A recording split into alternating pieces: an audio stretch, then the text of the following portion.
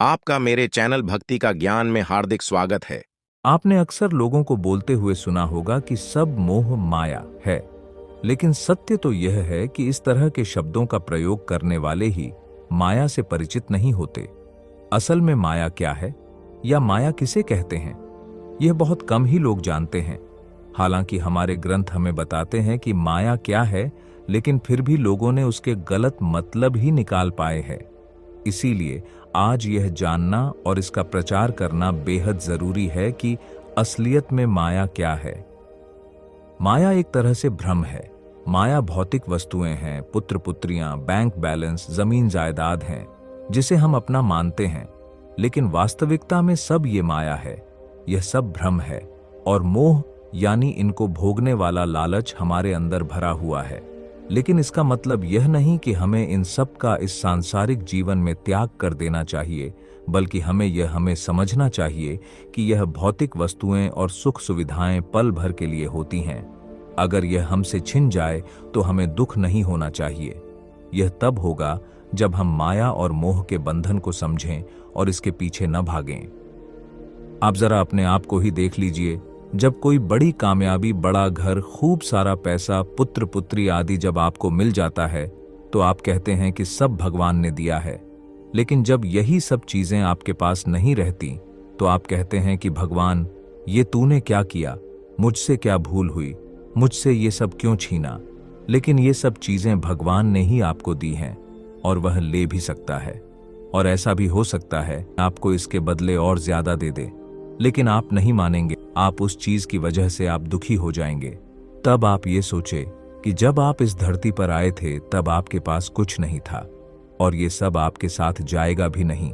जाएंगे तो सिर्फ आपके किए हुए कर्म और आपका इस धरती पर दूसरों के प्रति प्रेम रूपी व्यवहार और आपकी महानता। क्या होता है माया में डूबना?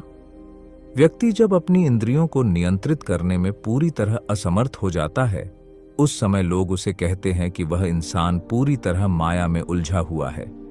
मतलब यही है कि वह जिंदगी के मूल्यों को भूलकर छोटी छोटी तुच्छता दिखा रहा है। अर्थात मनुष्य ऐसे कामों में, ऐसी चीजों की उत्पत्ति करने में फंस जाता है जो बिल्कुल भी स्थायी नहीं है। जब आप यह जानते हैं कि कोई चीज स्थायी नहीं है तो आपको उसमें अपना मन नहीं लगाना चाहिए, बल्कि आपको उस पर ध्यान केंद्रित करना चाहिए जो सर्वज्ञ और सर्वथा है। जरा सोचिए, आप इतने सालों से, बचपन से लेकर अभी तक वही काम करते आ रहे हैं जो बाकी सब कर रहे हैं। हो सकता है कि आप ज्यादा या दूसरे लोग कम कर रहे हों। यही काम आपके पिता ने किया होगा और यही उनके पिता ने किया होगा और यही उनके भी पिता ने। ऐसा ही कितने सालों से लोग दोहराते आ रहे हैं। फिर भी हम ये नहीं समझ पा रहे हैं कि आप भी वही प्रक्रिया दोहरा रहे जो लोग हजारों सालों से करते आ रहे हैं। अभी आप किसी माया रूपी चीज के पीछे पागल हैं। फिर यही करते करते आप किसी दिन मृत्यु को प्राप्त होंगे। फिर आपका बेटा या बेटी यही करते करते मृत्यु को प्राप्त होंगे और यही हजारों वर्ष तक चलेगा। अब आप सोचिए, क्या भगवान ने आपको इसी काम को दोहराने के लिए भेजा है? जरा भगवत गीता के इस श्लोक को समझे। दैवी हेषा गुणमयी मम माया दुरत्या मामेव ये प्रपद्यन्ते माया में ताम तरणतिते। इसका अर्थ है, गुणों से परिपूर्ण मेरी यह दिव्य माया अजेय है। जो मेरी शरण में आते हैं वे इस माया से पार हो जाते हैं। यहाँ पर अजेय का अर्थ है कि जिसको आप कभी नहीं जीत सकते, यानी आप माया से कभी मुक्त नहीं हो पाएंगे। लेकिन आप सभी जब भगवान की शरण में जाएंगे तो आप इससे पार यानी मुक्त हो जाएंगे। अगर आप माया को आसान भाषा में समझना चाहते हैं तो इसे जरूर सुने। नारद ने एक दिन श्री कृष्ण से पूछा, प्रभु, आपकी माया कैसी है? मैं देखना चाहता हूं। कई दिन के बाद श्री कृष्ण नारद को लेकर एक जंगल में गए। बहुत दूर जाने के बाद श्री कृष्ण नारद से बोले, नारद, मुझे बड़ी प्यास लगी है, क्या कहीं से थोड़ा जल लाकर पिला सकते हो? नारद बोले, प्रभु, कुछ देर ठहरिए, मैं अभी जल लेकर आता हूं। यह कहकर नारद चले गए। कुछ दूर पर एक गांव था। नारद वहीं जल की खोज करने लगे। एक मकान के द्वार पर पहुंचकर उन्होंने खटखटाया। द्वार खुला और एक परम सुंदरी कन्या उनके सम्मुख आकर खड़ी हुई। उसे देखते ही नारद सब कुछ भूल गए। भगवान उनकी प्रतीक्षा कर रहे होंगे, वे प्यासे होंगे, हो सकता है प्यास से उनका प्राण वियोग भी हो जाए। ये सभी बातें नारद भूल गए। सब कुछ भूलकर वे उसी कन्या के साथ बातचीत करने लगे। धीरे धीरे एक दूसरे के प्रति प्रणय भाव उत्पन्न होने लगा। तब फिर नारद उस कन्या के पिता के पास जाकर उसके साथ विवाह करने के लिए प्रार्थना करने लगे। विवाह भी हो गया और वे उसी गांव में रहने लगे। धीरे धीरे उनके संतति भी होने लगी। इसी तरह रहते रहते 12 वर्ष बीत गए। नारद के ससुर भी मर गए और उनकी संपत्ति के नारद उत्तराधिकारी हो गए और पुत्र कलत्र, भूमि, पशु, संपत्ति, गृह आदि को लेकर नारद खूब स्वच्छंदता पूर्वक सुख से रहने लगे। अंत में उन्हें यह बोध होने लगा कि वे खूब सुखी हैं। इसी समय उस देश में बाढ़ आई। एक दिन रात के समय नदी दोनों तटों को तोड़कर बहने लगी और संपूर्ण गांव डूब गया। मकान सब गिरने लगे। मनुष्य, पशु, पक्षी सब बह बह कर डूबने लगे। नदी की धार में सभी कुछ बहने लगा। नारद को भी भागना पड़ा।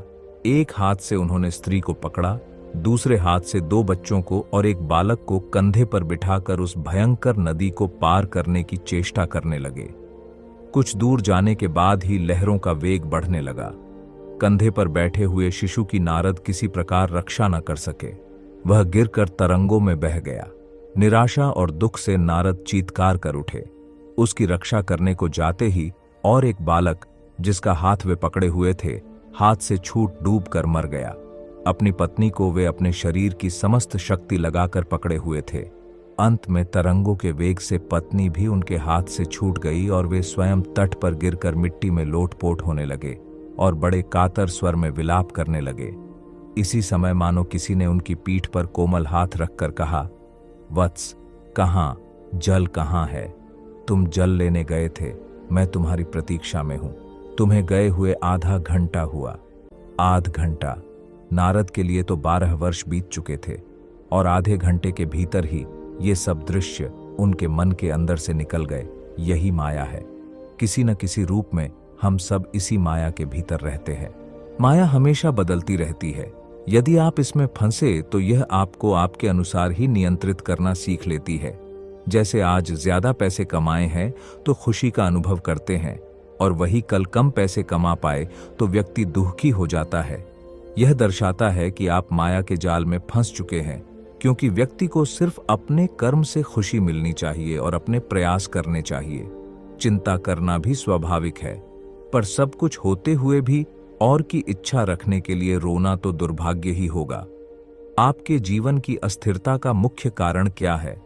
आपको यह समझना बेहद जरूरी है, क्योंकि ऐसे कुछ तुच्छ कारण जो आपको प्रभावित करने में लगे हैं, वह माया में लिप्त होने के संकेत है।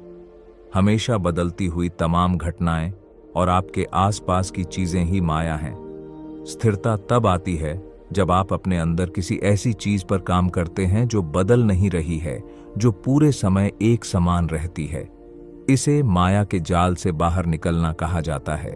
यूं तो लोगों ने माया शब्द के जाने कितने ही अलग अलग अर्थ निकाले हैं, जिसमें से एक और प्रमुख अर्थ है कि माया जिसका कोई रूप है, लेकिन जब आप उसे पकड़ने की कोशिश करते हैं तो वह आपके हाथ में नहीं आती है। दुनिया में सब कुछ ऐसा ही है। आपको कोई चीज बड़ी सुंदर लगती है, आपको आकर्षित करती है, आप उसके लिए तड़पने लगते हैं, यहां तक कि यदि वह नहीं मिलती तो लोग आत्महत्या भी कर लेते हैं। लेकिन सत्य इन सब से परे है। सत्य यह है कि माया बदलती रहती है, और जब आपको कोई ऐसी चीज मिल जाती है जिसे पाने के लिए आप बेहद जिज्ञासु थे, तो बाद में वही चीज आपको खराब लगने लगती है। आपकी नजरों में उसकी कीमत कम होने लगती है और धीरे धीरे आप देखते हैं कि आपकी नजरों में उसकी सुंदरता पूरी तरह खत्म हो गई। तो इस बात का निष्कर्ष यही है कि वह माया है जो आपको आकर्षित करने का काम करती है, आपसे दूर रहकर आपको विचलित करने का काम करती है, और यदि आप उसे गलती से हासिल भी कर लेते हैं तो वह अपना रूप बदलकर किसी और वस्तु में समाने लगती है और फिर आप उसके पीछे लग जाते हैं। जो कुछ भी आपको विचलित करता है, भले भी वह कोई चीज हो या इंसान, तो आपको यह समझना चाहिए कि यह माया है और इसका काम सिर्फ आपको आपके मूल लक्ष्य से भटकाना है। इसके अतिरिक्त माया आपको कोई संतुष्टि नहीं देगी।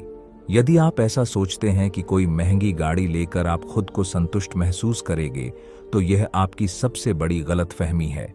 इसी प्रकार यदि आप किसी महिला को पाना चाहते हैं और आपको लगता कि यदि वह महिला आपके जीवन में आई तो आपको संतुष्टि मिलेगी, तो यह भी माया है और आपकी सबसे बड़ी भूल है। हर वह चीज जो तुमको अपनी तरफ खींचती है, आकर्षित करती है, आपके मन में उसको पाने के भाव बनाती है, वह सब माया है। ना ही उस चीज से संतुष्टि मिलती है जिसके आकर्षण की तरफ आप भाग रहे होते हैं, वही तो माया है। अगर आपको ये वीडियो अच्छी लगी हो तो लाइक और कमेंट करें और मेरे चैनल को सब्सक्राइब कीजिए। आपका धन्यवाद।